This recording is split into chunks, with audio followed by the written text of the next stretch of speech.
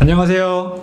보감닥터 박강균입니다. 우리가 나이가 들어가면서 점점 눈밑이 볼록해지고 피부도 좀 처지고 그러면서 약간 퀭해지고 나랑 비슷하게 나이가 들어간다고 생각했던 친구들이 알게 모르게 어디선가 수술을 받고 와서 좀 눈밑이 밝아지고 얼굴이 조금 젊어 보이고 뭔가 달라져 보이고 나는 가만히 있었는데 다른 사람들이 상대적으로 막 젊어지니까 나는 순식간에 벼락 노인 이런 게 돼버린 거야. 근데 눈밑 지방재배치라는 것도 있고 하안검 수술이라는 것도 있고 뭘 해야 될지 잘 모르겠다, 그런 걱정을 하시는 분들을 위해서 오늘 영상을 준비해봤습니다.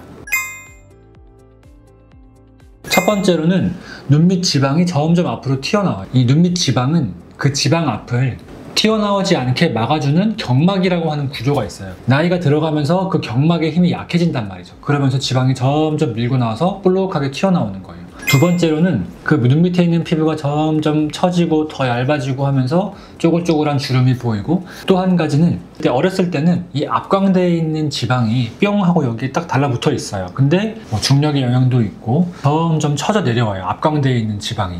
그러면서 눈물 고랑에 꺼짐이 생기게 되는 거거든요. 그 세 가지 변화를 나이가 들어가면서 우리는 경험을 하게 돼요.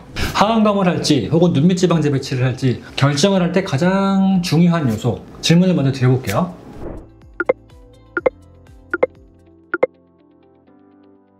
어떤 것 같으세요? 지방이 튀어나온 정도? 땡. 애교살의 유무?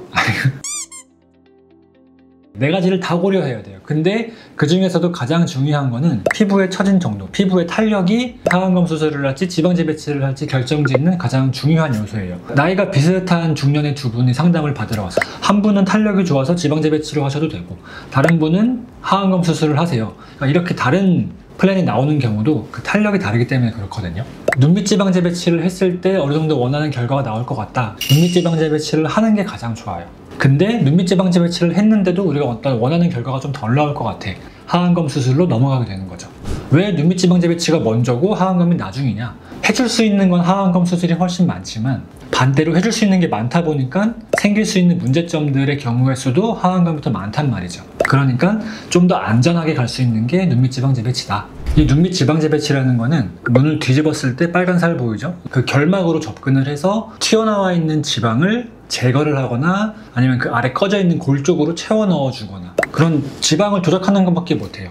근데 그에 따른 효과는 튀어나와서 볼록해 보이는 것도 해결을 할 수가 있고, 아래가 좀 꺼져 보이는 느낌도 좋게 만들 수가 있고, 빛이 들어왔을 때 다크서클처럼 어두워 보이는 것도 개선이 되고, 피부 탄력도 좋은 분들이 딱 피부가 거기에 따라 붙게 되면은 팽팽해져 보이는 효과가 생기거든요. 그게 젊은 친구들이 눈밑 지방 재배치를 했을 때 좋아 보이는 이유가 되는 거고, 반면에 내가 튀어나온 지방량이 굉장히 많아요. 그런 경우에는 그 지방을 좀 더 세심하게 컨트롤하는 데 한계가 있고, 혹시라도 피부가 좀 많이 처져 있거나 탄력이 좀 부족한 경우라고 하면은 약간 꺼짐이 남아 보이고 쭈글쭈글해 보이고 주름도 좀 남아 보이고 해서 수술한 결과의 만족도가 좀 떨어질 수 있는 문제가 생깁니다.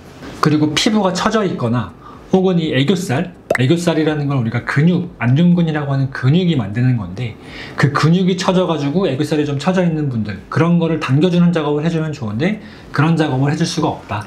반면에 하안검은 그런 눈밑 지방 재배치에서는 할 수 없는 작업들을 할 수가 있는 거죠. 피부를 절개를 해주니까 그 처진 피부를 잘라줄 수도 있고, 처진 애교살 팽팽하게 당겨줄 수 있게 잡아줄 수 있고. 꼭 그렇지만은 않습니다. 왜냐하면은 눈밑 지방 재배치를 했을 때는 생각하지 않아도 되는 문제들이 하안검 수술을 하면서 좀 고려돼야 되는 부분들이 있는 거예요. 흉터, 그리고 애교살 소실, 그리고 안검 외반, 이 세 가지 문제가 좀 유의 깊게 생각해야 되는 문제점이에요. 먼저 흉터는 피부를 잘라내야 되고 꼬매야 되고, 그렇기 때문에 흉터가 당연히 생기는 거고, 두 번째로 애교살 소실은 애교살을 만들어주는 작업을 하지 않거나 수술을 할 때 그 애교살을 만드는 그 근육이 수술을 할 때 너무 손상이 된다든지, 아니면 그 근육을 움직여주는 어떤 신경에 손상이 있다든지, 그 수술상의 그런 문제들로 인해서 애교살이 없어지는 경우가 있어요. 그러면 여기가 엄청 밋밋해지고 평평해져서 입체감이 사라지기 때문에 좀 보기가 안 좋거든요. 그런 문제가 생길 수가 있고, 마지막 안검 외반은 정말 조심해야 되는 문제예요. 수술을 하고 나서 눈밑이 살짝 끌려 내려와 보이는 이렇게 된 구조를 안검 외반이라고 하거든요. 하안검 수술을 할 때 안검 외반이 생길 수 있는 경우는 크게 두 가지인데, 피부 주름을 완벽하게 없애겠다고 피부를 너무 많이 잘라서 당겨주게 되면 피부가 모자라니까 뒤집혀 내려올 수가 있고, 수술을 하고 회복되는 과정에서 이렇게 응겨 붙을 수가 있어요. 피가 너무 많이 나서 고여 있다거나 재수술을 많이 하는 바람에 흉터 반응이 과하게 일어나는 경우에 이 구축 반응, 유착 반응이 좀 과하게 일어나거든요. 그럴 때 수술하고 나서 회복되는 과정에서 이렇게 끌려 내려오는 안검 외반이 생길 수가 있습니다.